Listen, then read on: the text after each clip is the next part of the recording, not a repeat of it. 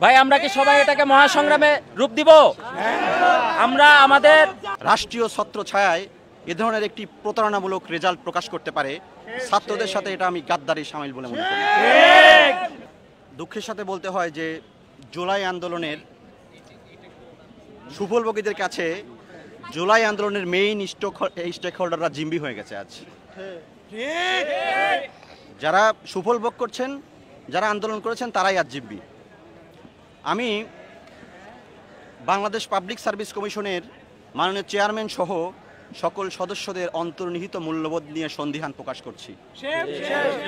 তারা কিভাবে রাষ্ট্রীয় ছত্রছায়ায় এ ধরনের একটি প্রতারণামূলক রেজাল্ট প্রকাশ করতে পারে ছাত্রদের সাথে এটা আমি গাদ্দারি শামিল বলে মনে করি। আপনারা জানেন যখন 56% কোটার নিয়ে কথা হচ্ছিল তখন আমরা বুঝতে পেরেছিলাম প্রথম এর আঘাত আসবে 44 বিসিএস প্রার্থীদের উপর। তখনই আমরা প্রথম প্রতিবাদটা এই গ্রুপ থেকে করি, কিন্তু অত্যন্ত পরিতাপের বিষয় সেই 44 বিসিএসকেই প্রথম বৈষম্যের শিকার হতে হলো। আমাদের সাধারণত ধারাবাহিকতা বিভিন্ন বিসিএসের চূড়ান্ত রেজাল্টের সময় রাষ্ট্রীয় প্রয়োজনে জরুরি জনবল সংকটের কারণে প্রথম একদম চূড়ান্ত রেজাল্টের সময় কিছু সংখ্যক ক্যাডার পোস্ট বৃদ্ধি করা হয়। সেই ধারাবাহিকতায় প্রায় 8 শতাধিক পোস্ট জনপ্রশাসন এসেছিল। সেখান থেকে 430টি পোস্ট মাননীয় প্রধান উপদেষ্টার কার্যালয়ে পাঠানো হয়। আমরা বিভিন্নভাবে জানতে পারি সেটা যোগ হচ্ছে না। আমরা শুধু আমাদের জীবন দেই নাই সেই পোস্ট অ্যাড করার জন্য, কিন্তু সেটা করা হয়নি, বরং আমাদের উপর পুলিশ প্রশাসন লেলিয়ে দিয়ে আমাদেরকে আহত করা হয়েছে। সর্বশেষ 30 তারিখ রাত 12টায় প্রতারণামূলকভাবে বাংলাদেশ পাবলিক সার্ভিস কমিশনের মতো একটি স্বনামধন্য প্রতিষ্ঠান রাতের আধারে নিশিরাতের ভোটের মতো কিভাবে চুরামি করে প্রায় 8 শতাধিক প্রার্থীকে বঞ্চিত করে সুপারিশ পুনঃসুপারিশ লোয়ার ক্যাডারে সুপারিশ করে আমাদেরকে বঞ্চিত করা হয়েছে। 1600-র মধ্যে প্রায় 8 শতাধিক পোস্ট পুনঃসুপারিশ করা হয়েছে। পুনঃসুপারিশ বিষয়টা আমি একটু ব্যক্ত করছি যে একজন ব্যক্তির প্রথম choice foreign, admin, police, tax আছে, সে আবার যখন ভাইবা দিয়েছে তাকে পিএসসি চাইলে ফরেন ক্যাডারে সুপারিশ করতে পারে, কিন্তু এবার তাকে হয় অ্যাডমিনে, না হয় ট্যাক্সে, না হয় পুলিশে, লোয়ার ক্যাডারে সুপারিশ করা হয়েছে। এবং শিক্ষা ক্যাডারে অহরহ সেম ক্যাডারে সুপারিশ করা হয়েছে। তারা কি জয়েন করবে? মাননীয় প্রধান উপদেষ্টা, আপনাকে আমরা সম্মান করি, আপনি যে জিরো বেকারত্বের স্বপ্ন দেখান এটা কি তার সেটা লক্ষণ? আপনি কি এই প্রথম রেজাল্ট দিয়ে কি সেটা দেখালেন যে আমরা জিরো বেকারত্ব দেখাতে চাই? ঢাকা বিশ্ববিদ্যালয়ের কেন্দ্রীয় লাইব্রেরির সামনে থেকে একটি জনবান্ধব জনকল্যাণ ন্যায়সঙ্গত সংগ্রাম কখনো সফল হয়নি, এরকম কিন্তু ইতিহাসে নেই। এই কথাটা বলে আল্লাহর নাম স্মরণ করে আমি আমার সমাপনী বক্তব্য দিচ্ছি।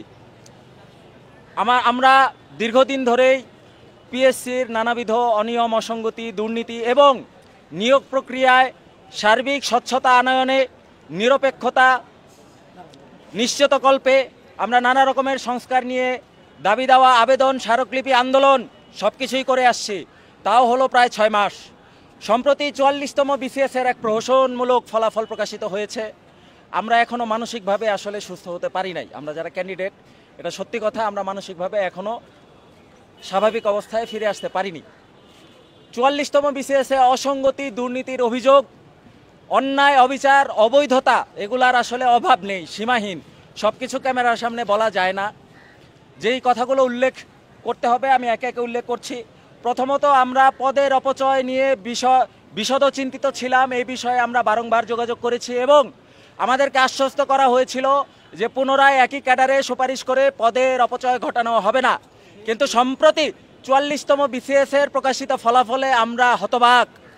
আমরা দেখি 1710টা পদের মধ্যে ওনারা 20টা বাদ দিচ্ছেন, বাদ দিয়ে 1790টা পদে সুপারিশ করছেন এবং 8 শতাধিক পদে ওনারা দুঃখিত 1690টি পদে ওনারা সুপারিশ করেছেন এবং 8 শতাধিক পদ ওনারা অপচয় করেছেন একই ব্যক্তিকে একই ক্যাডারে পুনরায় সুপারিশ করার মাধ্যমে। তীব্র নিন্দা জানাই। এটা নির্বুদ্ধিতা। আজকে লজ্জা ভরে আমার বলতে লজ্জা লাগছে যে এটা নির্বুদ্ধিতা।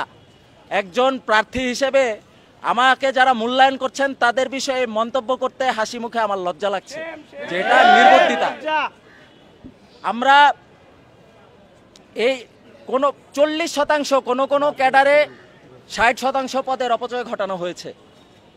আমরা 7% কোটা এবার অ্যাপ্লাই করার কথা ছিল এবং প্রহসনমূলকভাবে রেজাল্টের 2 দিন আগে ওনারা কোটার কাগজপত্র চেয়েছেন, কিন্তু কোটা প্রত্যাশী যারা, মুক্তিযোদ্ধার সন্তান, ক্ষুদ্র নিগোষ্ঠী, আদিবাসী যারা হ্যান্ডিক্যাপ, কাউকে কোটা প্রয়োগ করা হয় নাই। অথচ ফলাফলের ওখানে ওনারা লিখে দিয়েছেন যে সর্বশেষ কোটা নীতি প্রয়োগ করে এখানে মারাত্মকভাবে অন্যায়, অবিচার এবং প্রহসন, প্রতারণা করা হয়েছে। আরও মানে গভীর উদ্বেগের বিষয়, একটি বেকার বান্ধব পরম্পরা, সেটা হচ্ছে ক্যাডার পদ বৃদ্ধি পেয়ে থাকে প্রত্যেক বিসিএসেই। 3-4 বছর ধরে একটি বিসিএস চলমান থাকে, যার কারণে দেখা যায় সার্কুলারে উল্লেখিত পদের থেকে বেশি সংখ্যক পদে সুপারিশ করা হয়ে থাকে। 44তম বিসিএসের ক্ষেত্রেও 5-6 শতাধিক পদ এসেছিল আমাদের নামে, আমাদেরকে দেওয়ার জন্য। সরকারের এখন সংকট চলছে, আমরা সুযোগ্য ব্যক্তিরা পদে গিয়ে আমরা সেবা দিব জনগণকে, জনগণ সেবা পাচ্ছে না। সেখানে এই পরম্পরা অব্যাহত না রেখে এই পরম্পরাকে রহিত করা হয়েছে অন্যায়ভাবে, আমাদেরকে অনৈতিকভাবে 500-600 পদে আমাদের নামে 44তম বিসিএসের নামে আসা সত্ত্বেও আমাদেরকে দেওয়া হয় নাই। এই বিসিএস নিয়ে সাংঘাতিক মাত্রায় অসদুপায় অবলম্বন এবং দুর্নীতির অভিযোগ এসেছে, যা সব কিছু এখানে আসলে উপস্থাপন করা সম্ভব হচ্ছে না। এবং আমরা এই মর্মে বলতে চাই, এটা এক মহাসংগ্রাম, মহালড়াই, মহা আন্দোলনের সূচনা হতে যাচ্ছে ইনশাল্লাহ। ভাই, আমরা কি সবাই এটাকে মহাসংগ্রামে রূপ দিব? আমরা আমাদের